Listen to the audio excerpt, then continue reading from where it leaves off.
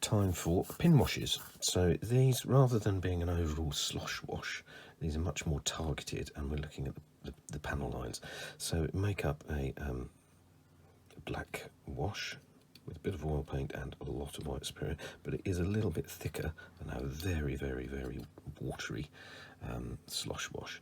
So then you take a thin brush and just dab onto the surface where the panel lines are, and you'll see, hopefully, that the black paint travels along the panel lines by capillary action.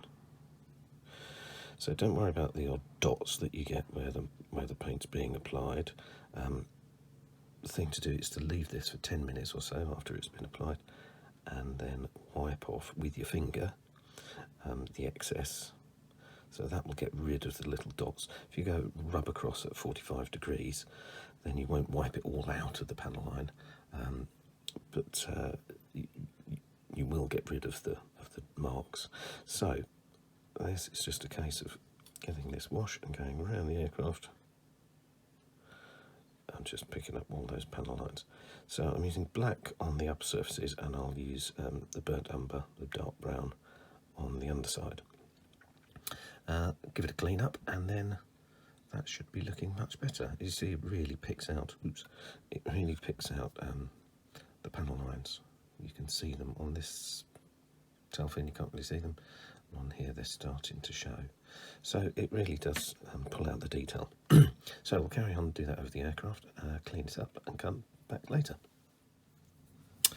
I'm just taking off the last of the canopy masking. So we'll see what we've got underneath.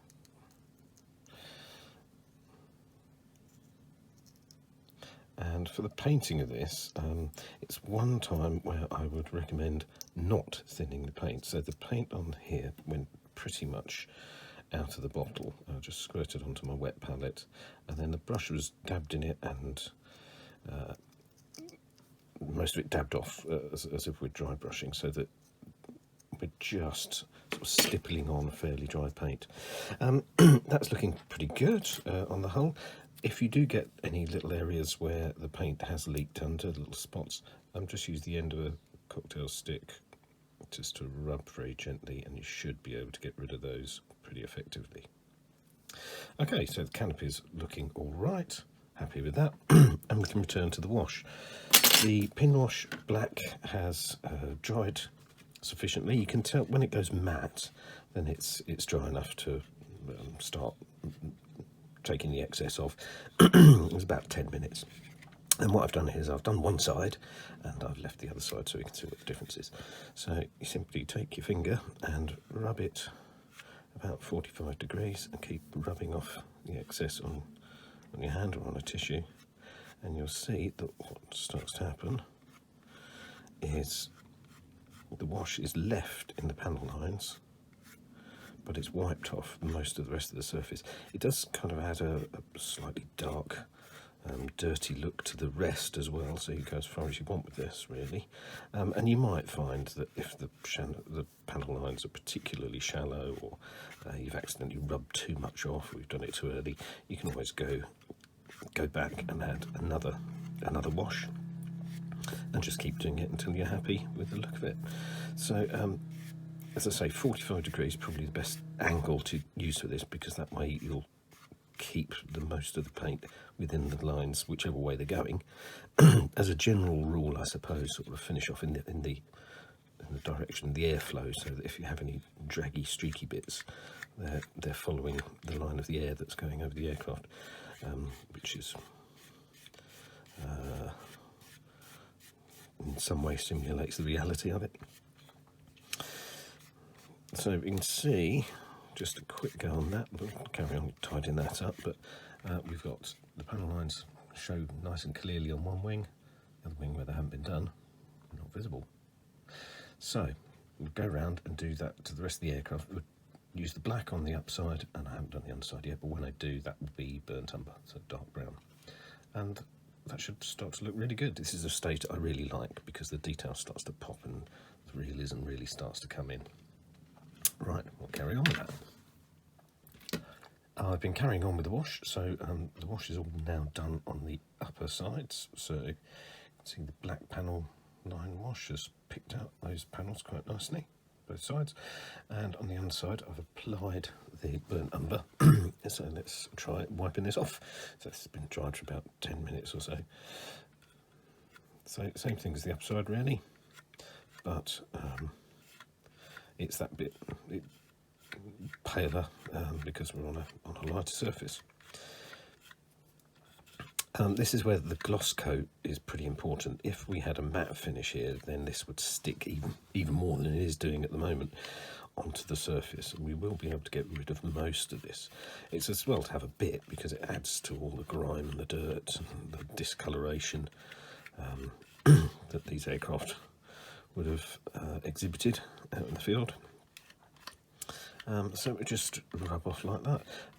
For large areas, we could hit those with a cotton bud and a very damp with a bit of white spirit to really clean these areas up. But as you can see, just rubbing with your finger takes it off quite nicely and leaves a good, nice overall bit of wear and pattern, as well as pulling out the panel lines.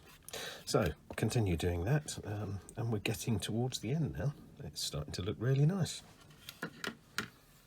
With the panel line washes done, we've got the undersides cleaned up here, looks quite nice.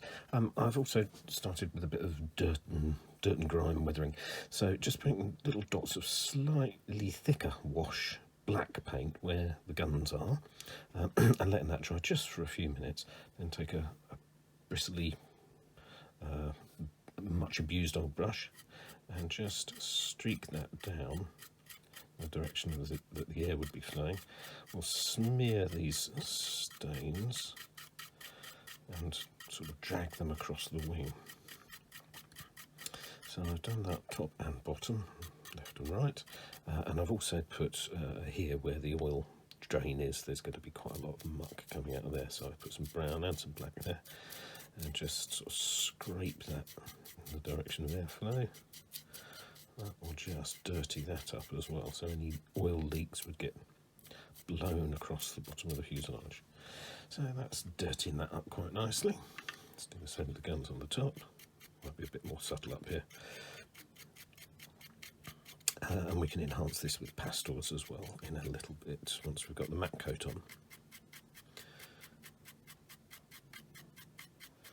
So there we are, we're starting to look a bit dirtier and grimier and a bit more real. Looking nice.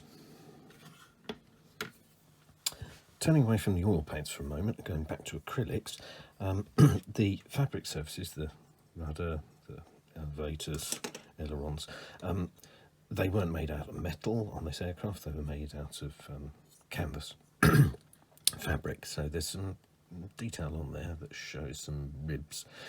So I'm going to try just dry brushing with a khaki colour on the top, and I'll lighten it with a bit of white for the bottom, for the undersides, to just change the tone of these a little and brighten them up ever so slightly.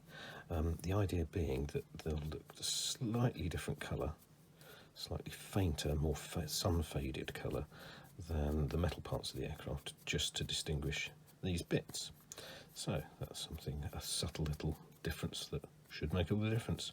So it's just dry brushing with a flat brush, and you'll find that this goes fine on top of the clear and the oil washes, as long as they're sufficiently dry that sit underneath. So this will lighten these up very slightly, and we'll have a slight colour difference between these and the surrounding parts when they go on.